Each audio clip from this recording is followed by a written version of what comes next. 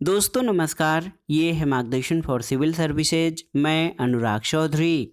दोस्तों आज की वीडियो में आप पढ़ेंगे यूपी बोर्ड के 7वीं कक्षा के भूगोल पृथ्वी और हमारा जीवन का अध्याय 11 प्राकृतिक प्रदेश और मानव जीवन टैगा एवं टुंड्रा। इस अध्याय में आप जानेंगे टैगा और टुंड्रा प्रदेश किसे कहते हैं, यहाँ की मिट्टी, जलवायु, जीव जंतु और मानव जीवन कैसा है, इसके बारे में। अंत में हम इस अध्याय से संबंधित अभ्यास प्रश्नों को सॉल्व करेंगे जो 7वीं कक्षा के विद्यार्थियों के साथ प्रतियोगी परीक्षाओं की तैयारी करने वाले छात्रों के लिए बहुत ही उपयोगी है। तो आइए शुरू करते हैं। यूपी बोर्ड 7वीं कक्षा के भूगोल पृथ्वी और हमारा जीवन का अध्याय 11 प्राकृतिक प्रदेश और मानव जीवन टैगा और टुंड्रा। दोस्तों आप जिस परिवेश में रहते हैं वहाँ वर्ष के अधिकांश महीनों में गर्मी का अनुभव होता है। कड़कड़ाटी सर्दी कुछ माह की ही होती है। क्या आपने कभी विचार किया है कि जब हमारी पृथ्वी इतनी बड़ी है तो क्या सभी जगह एक जैसा ही अनुभव होता होगा? कल्पना कीजिए यदि वर्ष के अधिकांश महीनों में हाड़ कपा देने वाली सर्दी पड़ती है और कुछ महीनों के लिए झील और तालाबों का पानी बर्फ की तरह जम जाता है, तो यहाँ के पेड़ पौधे, जीव जंतु और हमारे जीवन पर क्या प्रभाव पड़ेगा? आइए ऐसे क्षेत्रों के बारे में जानते हैं। तो ये कौन से क्षेत्र हैं जहाँ पर बहुत अधिक सर्दी यानी ठंडक पड़ती है और कुछ महीनों के लिए तो ऐसा होता है कि यहाँ पर झील, तालाब का पानी बर्फ़ की तरह जम जाता है। उसमें देखिए सबसे महत्वपूर्ण हम टैगा प्रदेश के बारे में जानते हैं। तो टैगा प्रदेश क्या है? दोस्तों टैगा प्रदेश उत्तरी गोलार्ध में 50 डिग्री उत्तरी अक्षांश से 65 डिग्री उत्तरी अक्षांश के मध्य स्थित है। तो सबसे महत्वपूर्ण टैगा प्रदेश के बारे में जानने के लिए ये जरूरी है कि आप जानिए कि टैगा प्रदेश का अक्षांशीय विस्तार कहाँ तक है। तो याद रखिएगा दोस्तों, टैगा प्रदेश उत्तरी गोलार्ध में 50 डिग्री उत्तरी अक्षांश से 65 डिग्री उत्तरी अक्षांश के मध्य स्थित है और इसका विस्तार आप देख सकते हैं मैप के माध्यम से। वो अमेरिका महाद्वीप में अलास्का से लेकर, यहाँ पर देखिए अमेरिका महाद्वीप में अलास्का से लेकर लेब्राडोर तक, और यूरेशिया में यहाँ पर आप देख सकते हैं फिनलैंड से लेकर उत्तरी पूर्वी साइबेरिया तक पाया जाता है। और इस मानचित्र से आप इस प्रदेश का विस्तार देख सकते हैं। तो टैगा प्रदेश आपसे कोई पूछे तो आप बताइए कि ये प्रदेश उत्तरी गोलार्ध में 50 डिग्री उत्तरी अक्षांश से 65 डिग्री उत्तरी अक्षांश के बीच स्थित है और इसका विस्तार उत्तरी अमेरिका महाद्वीप में अलास्का से लेकर लेब्राडोर तक और यूरेशिया में फिनलैंड से लेकर उत्तर पूर्वी साइबेरिया तक है। दोस्तों इस प्रदेश की जलवायु विषम है। शीत ऋतु लंबी, कठोर और ठंडी होती है। शीत ऋतु में बर्फीली आंधियां चलती हैं और हिमपात होता है और नदियां और जलाशय 6-7 माह बर्फ से ढके रहते हैं और संसार का शीत ध्रुव कहलाने वाला बरखोयांस्क नगर इसी प्रदेश यानी साइबेरिया में स्थित है। यहाँ पर साल भर वर्षा जल और हिम के रूप में होती है और इस प्रदेश में शंक्वाकार वन पाए जाते हैं। यहाँ पर आप चित्र में देख सकते हैं शंक्वाकार जो है वन पाए जाते हैं जिनको साइबेरिया में टैगा कहते हैं और टैगा जो है वो रूसी भाषा का शब्द है। इसी आधार पर इसे टैगा प्रदेश कहा जाता है। ये जो वन होते हैं या वृक्ष होते हैं लंबे, सीधे, पतले और नुकीले पत्तियों वाले होते हैं। ये हमेशा हरे भरे रहते हैं। इनकी लकड़ी मुलायम होती है और ये वन केवल उत्तरी गोलार्ध में ही मिलते हैं। इन्हें बोरियल वन भी कहा जाता है। दोस्तों इन वनों में पाए जाने वाले मुख्य वृक्षों में चीड़, सेडार, स्प्रूस, फर, वाल्सम और रेडवुड आदि हैं। और आपकी जानकारी के लिए बता दें कि दक्षिणी गोलार्ध में 50 डिग्री दक्षिणी अक्षांश से 65 डिग्री दक्षिणी अक्षांश के मध्य जो है वो जल मंडल का विस्तार है और अगर दक्षिणी गोलार्ध में जल मंडल के स्थान पर स्थल मंडल का विस्तार होता तो यहाँ भी टैगा प्रदेश पाया जाता। यहाँ पर आइए आगे देखते हैं कि इन ठंडे प्रदेशों में जीव जंतु कैसे रहते होंगे और क्या खाते होंगे। तो इसको जानने से पहले आइए जान लेते हैं टैगा प्रदेश की सॉइल यानी मिट्टी के बारे में। तो वर्ष के अधिकांश समय धरातल पर अस्थायी रूप से बर्फ के जमे रहने और जल के रूप में कम वर्षा के कारण यहाँ मिट्टी का विकास नहीं हो पाता। यहाँ की मिट्टी बारीक नहीं पथरीली है जिसे धूसर या पॉडजाल मिट्टी कहा जाता है। ये कृषि की दृष्टि से अनुपजाऊ है, इसलिए यहाँ के लोग वन और अन्य प्राकृतिक संसाधनों पर आश्रित होते हैं। दोस्तों जीव जंतु, तो टैगा प्रदेश में जीव जंतु कौन से होते हैं, कैसे इनका जीवन निर्वाह होता है। दोस्तों इस प्रदेश में जीव जंतुओं के शरीर की संरचना इस तरह की होती है कि वे शीतकाल की कठोरता या अधिक ठंड को सहन कर सकें। अधिकांश जीव जंतु मोटी खाल तथा घने बाल वाले होते हैं। इन्हें समूरदार जानवर कहते हैं।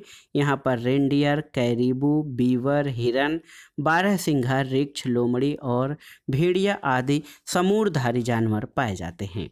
दोस्तों यहाँ मौसमी परिवर्तन के साथ जीव जंतुओं के आहार की भी समस्या होती है। शीतकाल में धरातल पर बर्फ जम जाती है, तो ऐसी परिस्थिति में कुछ जीव जंतु शीत निद्रा में चले जाते हैं, यानी भूमि के नीचे निष्क्रिय पड़े रहते हैं। जैसे हमारे यहाँ सांप, छिपकली और मेढक जाड़े में भूमि के नीचे छिप जाते हैं। कुछ छोटे जीव बर्फ की परत के नीचे हो जाते हैं। वे बर्फ से ढकी झाड़ियों से अपना आहार ग्रहण करते हैं, जैसे मछली। कुछ प्राणी जाड़े के लिए पहले से ही आहार का संग्रह कर लेते हैं, जैसे बीवर। और कुछ जीव जंतु दक्षिण की तरफ शीतोष्ण घास प्रदेश के मौसमी स्थानांतरण कर जाते हैं, जैसे हिरन, बारहसिंघा और रिक्छ आदि। और शीत ऋतु में साइबेरिया के पक्षी भारत के उत्तरी मैदानी भागों में शरण लेते हैं और ग्रीष्मकाल आने पर पुनः साइबेरिया की तरफ लौट जाते हैं। तो ये जो है टैगा प्रदेश में जो मौसमी परिवर्तन होता है, उसमें देखिए किस तरह से जीव जंतु जो है अपना अनुकूलन करते हैं। टैगा प्रदेश में मानव जीवन किस प्रकार से होता है, इसके बारे में जान लेते हैं।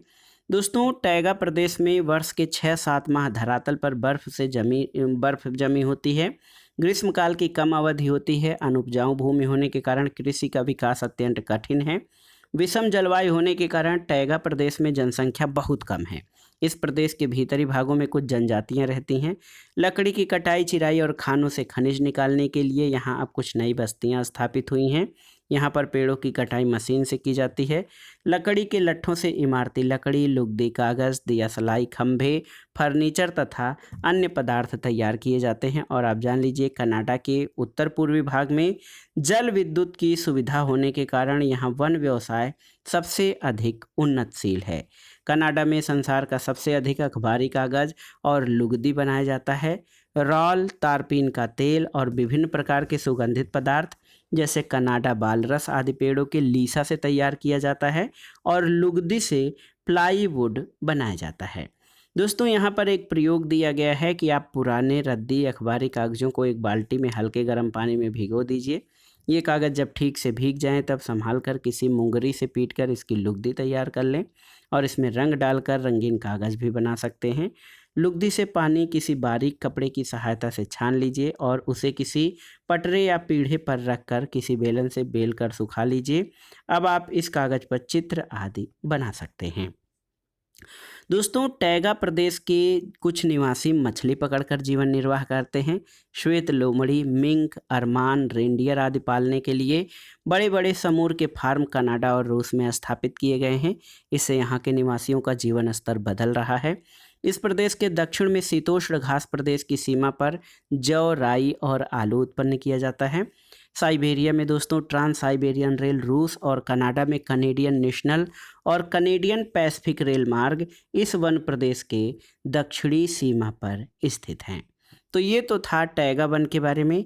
अब आइए देखते हैं टुंड्रा प्रदेश, इसकी अवस्थिति और यहाँ पर जीव जंतु और मानव जीवन। दोस्तों आप ग्लोब पर जब उत्तरी ध्रुव को देखते हैं तो उत्तरी ध्रुव के चारों ओर एक बड़ा सा सफ़ेद क्षेत्र दिखता है। वास्तव में ये आर्कटिक महासागर का हिस्सा है जो पूरे साल बर्फ़ के रूप में जमा रहता है। इसको ही टुंड्रा प्रदेश कहते हैं। तो जो ध्रुवों के आसपास दोस्तों, ध्रुवों के आसपास एक छोटा क्षेत्र जो कि हमेशा बर्फ़ से ढका रहता है, टुंड्रा प्रदेश कहलाता है। और ये उत्तरी गोलार्ध में 65 डिग्री अक्षांश के उत्तर में उत्तरी ध्रुव के समीपवर्ती भागों में एक पतली पेटी के रूप में फैला हुआ है। और इसके क्षेत्र में एशिया, यूरोप और उत्तरी अमेरिका के उत्तरी भाग आते हैं। दोस्तों टुंड्रा प्रदेश का मौसम कैसा होता है? तो ये एक ऐसा क्षेत्र है जहाँ कई महीने लगातार रात रहती है और कई महीने लगातार दिन। यहाँ 3 महीने नवंबर, दिसंबर और जनवरी में सूर्य दिखता ही नहीं है, जबकि 3 महीने मई, जून और जुलाई में सूर्य अस्त ही नहीं होता है। और यहाँ का धरातल कम से कम 8 महीने तक पूरी तरह बर्फ़ से ढका रहता है और इस कारण टुंड्रा प्रदेश में पूरे साल अत्यधिक ठंड पड़ती है। यहाँ चित्र में दोस्तों टुंड्रा प्रदेश जो ध्रुवीय क्षेत्र हैं, यहाँ पर टुंड्रा प्रदेश का विस्तार दर्शाया गया है। दोस्तों आप जान लीजिए कि यदि हमारा क्षेत्र जहां हम रहते हैं वहां भी 8 महीने बर्फ़ से वो पूरी तरह ढका रहे तो हमारी जीवन शैली में क्या परिवर्तन होगा। सर्दी के महीनों में टुंड्रा प्रदेश में इतनी ठंडक पड़ती है कि झीलें, नदियां, समुद्र सब जम जाते हैं। तेज़ बर्फीली हवाएं चलती हैं और स्नोफॉल यानी हिमपात होता है। दोस्तों आप बता सकते हैं कि ध्रुवीय प्रदेश या टुंड्रा प्रदेश में इतनी अधिक ठंड क्यों पड़ती है? क्या टुंड्रा के ठंडे क्षेत्र में कोई वनस्पति होती है? क्या टुंड्रा के बर्फीले क्षेत्र में कोई जीव जंतु रहता है? और क्या टुंड्रा क्षेत्र में मानव जीवन संभव है? यदि हाँ तो किस प्रकार? आइए इसके बारे में जानते हैं। सबसे पहले वनस्पति के बारे में जानते हैं।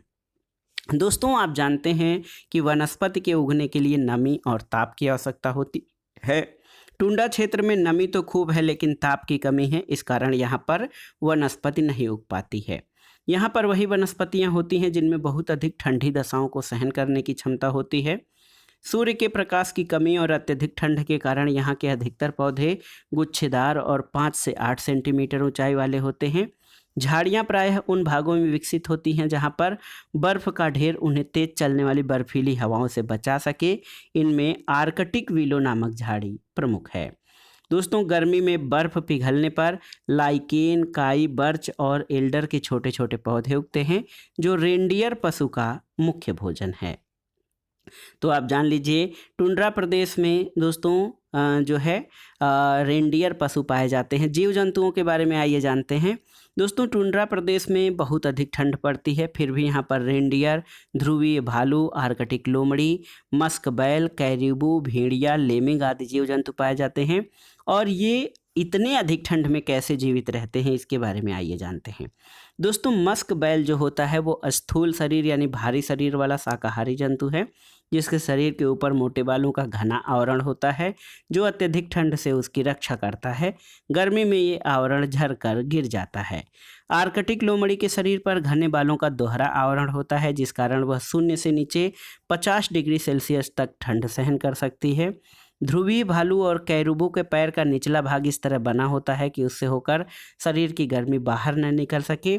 इस तरह वह ठंड से बच जाता है। और यहाँ के समुद्र में सील, व्हेल और विशालकाय वालरस निवास करते हैं जो मई और जून के महीनों में स्थल पर आ जाते हैं। तो यहाँ पर वालरस और सील को दर्शाया गया है। दोस्तों यहाँ पर मानव जीवन कैसा है तो चित्र में यहाँ पर मानव आवास इग्लू के बारे में आप देख रहे होंगे और हारपून से शिकार करते हुए व्यक्ति को देख लीजिए और स्लेज गाड़ी खींचते हुए ध्रुवीय कुत्ते। तब अब आइए देखते हैं मानव जीवन के बारे में। तो दोस्तों टुंड्रा क्षेत्र में बहुत अधिक ठंड पड़ती है जिससे यहाँ पर मनुष्य को रहने में बहुत परेशानी होती है, इसलिए इस क्षेत्र की जनसंख्या बहुत ही कम है। यहाँ कुछ आदिवासी जनजातियाँ पाई जाती हैं। उत्तर अमेरिका, ग्रीनलैंड आदि के टुंड्रा निवासी एस्किमो, फिनलैंड के लैप और साइबेरिया के याकूत कहलाते हैं। और यहाँ पर इतनी ठंड में लोग कैसे रहते हैं और क्या खाते हैं आइए जानते हैं। यहाँ के लोग बर्फ़ के घर बनाकर रहते हैं जिन्हें इग्लू कहते हैं। इग्लू में बर्फ़ की ठंड के प्रभाव को कम करने के लिए ये लोग उसके भीतरी भाग में जानवरों की खाल लगाते हैं। इस क्षेत्र के लोग शरीर को ढकने के लिए भी खालों का प्रयोग करते हैं। और आप जानते हैं कि टुंड्रा क्षेत्र में वनस्पति नहीं होती है, यहाँ पर खेती करना तो असंभव है ही, इसलिए यहाँ के लोग भोजन के लिए मांस पर निर्भर हैं। ये लोग मछली, सील, व्हेल, वालरस, लोमड़ी और ध्रुवीय भालू का शिकार करते हैं और ये जानवर टुंड्रा वासियों के लिए जीवन का आधार हैं। ये लोग जानवरों का शिकार हारपून और तीर कमान से करते हैं। शिकार के लिए ये लोग नाव का प्रयोग करते हैं जो हड्डी पर खाल मढ़कर बनाई जाती है।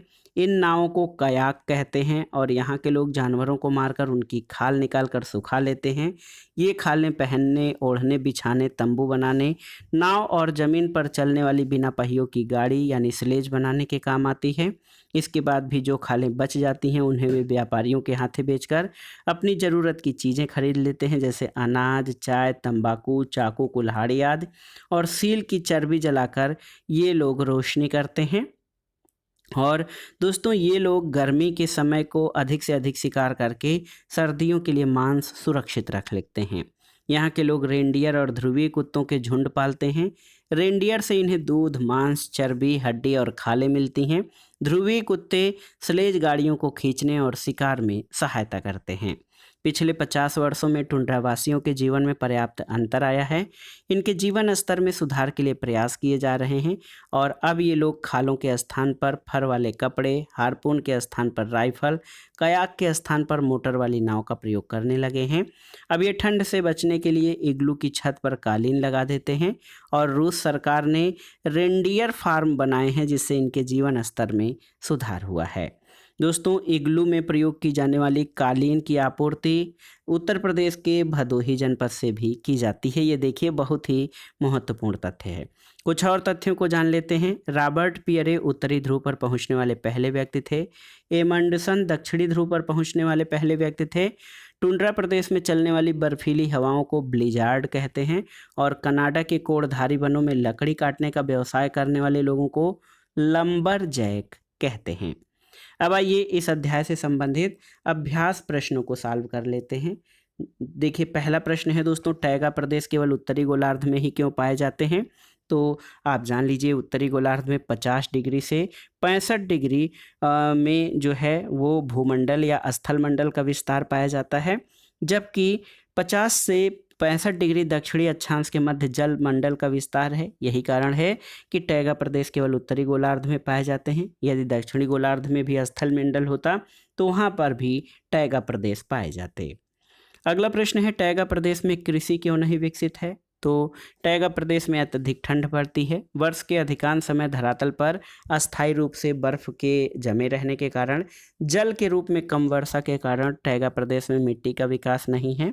यहाँ की मिट्टी पथरीली है जो कृषि की दृष्टि से उपयुक्त नहीं है। टुंड्रा प्रदेश की मुख्य विशेषताएं क्या हैं? तो टुंड्रा प्रदेश आर्कटिक महासागर का एक हिस्सा है जो पूरे साल बर्फ से ढका रहता है। यह एक ऐसा क्षेत्र है जहां कई महीने लगातार रात रहती है और कई महीने लगातार दिन। इस क्षेत्र में मुख्य रूप से बौनी झाड़ियां, घास, लाइकेन, काई और दलदली पौधे उगते हैं और विश्व के कुछ टुंड्रा प्रदेशों में छितरे हुए वृक्ष भी पाए जाते हैं। उत्तरी अमेरिका के टुंड्रा निवासियों को एस्किमो, यूरेशियों के टुंड्रा निवासियों को लैप्स, फिन या याकूत कहा जाता है। टुंड्रा प्रदेश में उगने वाले वृक्षों की बढ़ोतरी कम तापमान और अपेक्षाकृत छोटे मौसम के कारण प्रभावित होती है और इस क्षेत्र के निवासी लैप, सैमोयेद और एस्किमो अपने भोजन में मछली के अतिरिक्त रेंडियर के मांस और दूध का उपयोग करते हैं। इस इलाके में रेंडियर, कैरिबो, ध्रुवी भालू, लोमड़ी, मस्क, बैल तथा खरगोश आदि स्थानीय जीव पाए जाते हैं और यहाँ सील, व्हेल और वालरस आदि जीव हैं। ग्रीष्म ऋतु में अनेक प्रकार के पक्षी भी यहाँ पाए जाते हैं। अगला है कि टुंड्रा प्रदेश में कौन सी जनजातियां निवास करती हैं? तो टुंड्रा प्रदेश में उत्तरी अमेरिका, ग्रीनलैंड आदि जगहों पर एस्किमो, फिनलैंड में लैप और साइबेरिया में याकूत कहे जाने वाली जनजातियां निवास करती हैं। टैगा किस भाषा का शब्द है और इसका अर्थ क्या है? तो अभी अभी आपने पढ़ा है, टैगा रूसी भाषा का शब्द है और इसका अर्थ होता है शंक्वाकार यानी शंकु के आकार के वन। अगला प्रश्न, सही जोड़े मिलाना है। तो बरखोनियास, बरखोनियास ये सबसे ठंडा स्थान है। कनाडा वालरस ये सुगंधित पदार्थ होता है। कयाक तो ये नाव होती है, कयाक। आर्कटिक विलो दोस्तों ये झाड़ी है, छोटी झाड़ी। उत्तरी ध्रुव की खोज रॉबर्ट पियरे या उत्तरी ध्रुव पर सबसे पहले रॉबर्ट पियरे और दक्षिणी ध्रुव पर एमंडसन पहुंचे थे। रिक्त स्थानों की पूर्ति कीजिए। दोस्तों यहाँ पर देखिए आपके लिए प्रश्न दिए गए हैं कि शीतकाल में कहाँ के पक्षी? तो शीतकाल में साइबेरिया के पक्षी भारत में प्रवास करते हैं। बोरियल वन केवल नॉर्थ जो उत्तरी गोलार्ध होता है दोस्तों उसमें पाए जाते हैं। काई, लाइकेन और बर्च ये जो है टुंड्रा प्रदेश की वनस्पतियां हैं। टैगा प्रदेश में दोस्तों शंक्वाकार वन पाए जाते हैं इस तरह के। और आप देखिए फिनलैंड के टुंड्रा निवासियों को क्या कहते हैं? फिनलैंड के टुंड्रा निवासियों को लैप कहते हैं, अभी अभी हमने पढ़ा है।